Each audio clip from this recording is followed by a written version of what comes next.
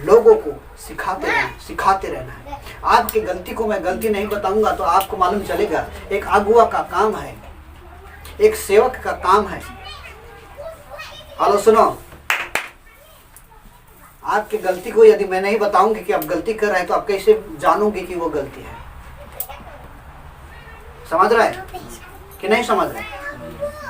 आपके गलती को यदि मैं नहीं बताऊंगी, बाबू आप ये जो कर रहे हैं वो गलत कर रहे हैं, तो आपको मालूम है नहीं, हाँ ये गलती है, हाँ परमेश्वर को से बता, तभी आप समझो कि ये सही में मैंने गलती किया हूँ, इसीलिए मेरा अगुआ या मेरा कोई भी लगता है वो मुझे बताया, तब जाके जीवन क्या होता है, सुधरता है।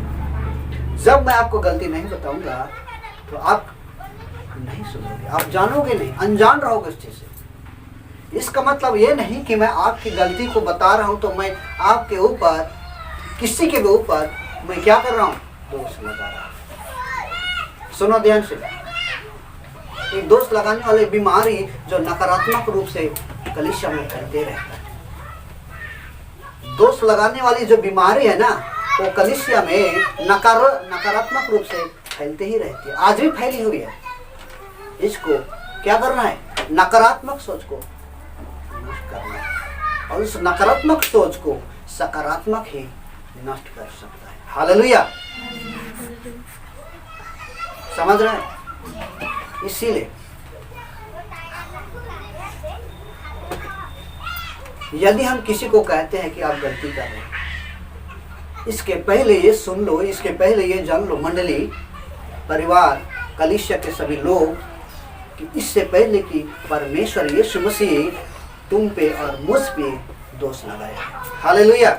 करीब से देखिए परमेश्वर का वचन, करीब से देखिए जब तुमने प्रभु को नहीं पाया था, करीब से देखिए आज भी जो वचन से आप अनजान हो, आज भी वो वचन आपको और मुझे दोषी ठहराता है। तो क्या यीशु मसीह आपको और मुझे दोषी बनाता है, दोष लगाता है? यदि हम ऐसा कहते हैं कि आपने मुझ पर दोष लगाया, तो हम भी यीशु मसीह को कहते हैं कि हम पापी नहीं है यीशु, तू हमको दोष लगा रहा है। कहेंगे कोई? कहेंगे?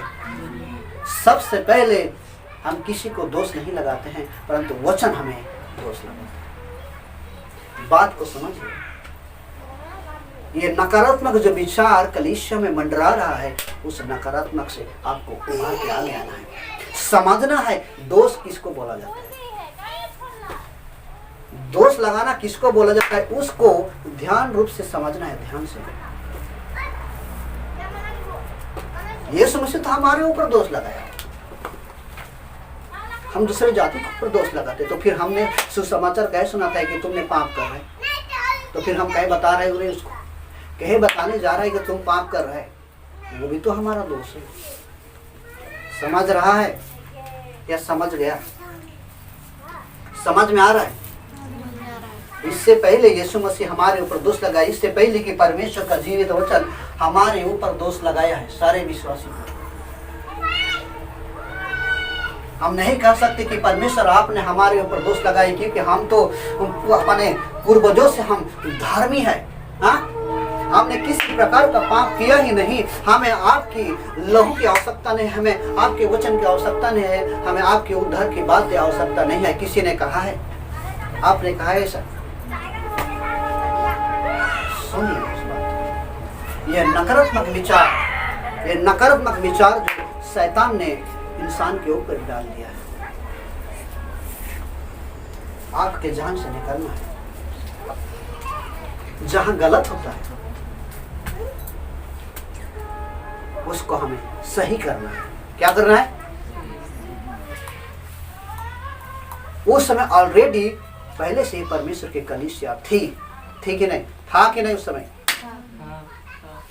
यहूदी फरीसी कौन सी कलीसिया में जा रहे थे, कौन सी आराधनालय में जा रहे थे? वही परमेश्वर की महिमा करते थे जिस परमेश्वर ने यीशु मसीह को इस धरती पे माता मरियम के कोख से जन्म दिया।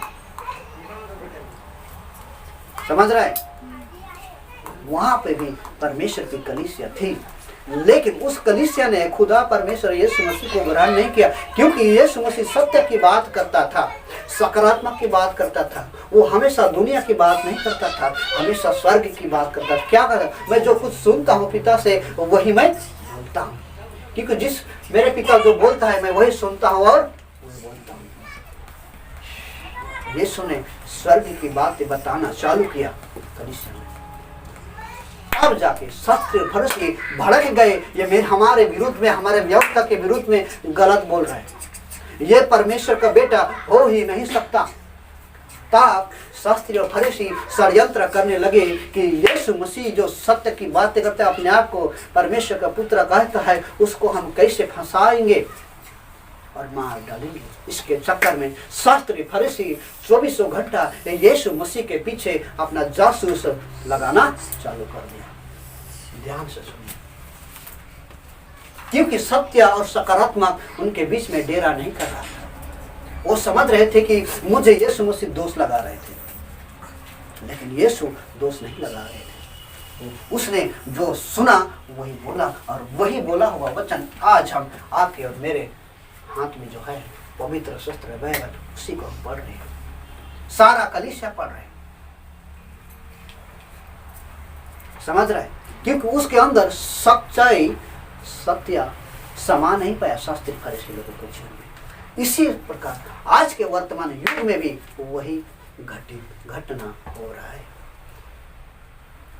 तुम उसको दोष लगा रहे हो, तुम उसको नहीं, हमने तेरे ऊपर दोष नहीं लगाया, उससे पहले कि वचन तुम पर दोष लगाया गया है।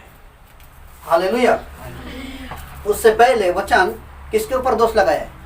आपके ऊपर, मेरे ऊपर। समझ रहे हो? क्योंकि सत्य वचन, सकारात्मक वचन, ज्योति का जो वचन है वो हमेशा किसमें? ज्योति में दिखाई देता है, अंधकार में नहीं। इसीलिए शास्त्री फरीसी जो नकारात्मक से भरा हुआ था, जो अंधकार में भरा हुआ था, उन्हें कोई भी ज्योति की चीज और सच्चाई और सकारात्मक दिखाई दे ही नहीं रहा था। उसके बाद में उसने षड्यंत्र किया कि यीशु मसीह को जैसे भी हालत हो उसे मार देना चाहिए। उसी चेला में से यीशु मसीह का 12 में से 11 बच गए और यहूदा इस्करियोती तो उनको पकड़ने वाला निकल गया। आज भी तुम्हारे बीच में यहूदा इस्करियोती मिलेगा। आज मेरे युग में और कलीसिया के अंदर यहूदा इस्करियोती का स्वभाव देखने को मिलेगा। समझ रहा है कि नहीं? समझना चाहिए कि दोष किसको बोलता है। अनजान में किसी के ऊपर दोष नहीं डालना, अनजान में किसी के ऊपर दोष नहीं डालना। जब आप किसी चीज को जान ही नहीं रहे हो, किसी चीज को आप मालूम ही नहीं है अपने आप को, और उसके ऊपर उंगली उठा रहे हो, उसके ऊपर उंगली उठा रहे हो, वही दोष कहलाता है। समझ रहा है? दोष किसे कहते हैं? दोष किसे कहते हैं? दोष किसे कहते हैं? जिस चीज से हम अनजान हैं, किसी के ऊपर गलत आरोप लगाना ही दोष कहलाता है।